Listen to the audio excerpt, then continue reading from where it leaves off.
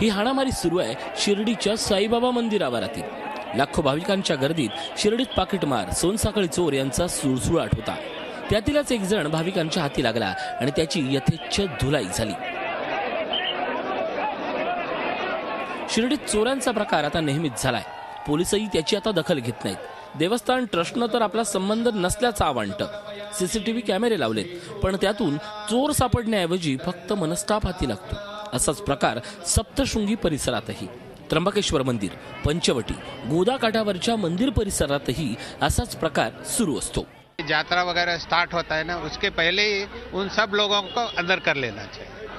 इससे थोड़ा पिक पॉकेटिंग व चोरी वोरी कम हो जाती है। हर जगह सिक्योरिटी बढ़ानी चाहिए और हर ठिकाने पे सिक्योरिटी गार्ड्स रखनी चाहिए और ऐसे लाइन लगाने चाहिए। लाइन पे जाए, लाइन पे आए सब लोग, तो है ना, सबको एक कन्व्हिनियन्स ही होती है। देवस्थान परिसरात खासगी सुरक्षा रक्षकांसह पोलिसांचे कर्मचारीही कार्यरत आहेत, तरीही चोऱ्या सर्रास सुरू आहेतच। तीर्थस्थळावर चोऱ्या करणाऱ्यांचं रॅकेटही असतं।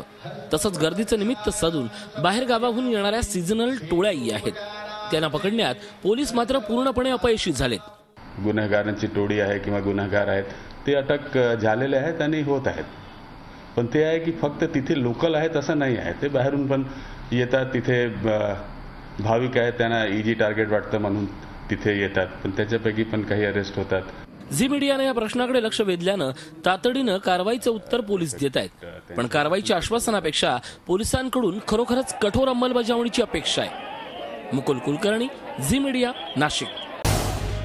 झी 24 तास रहा एक पाऊल पुढे।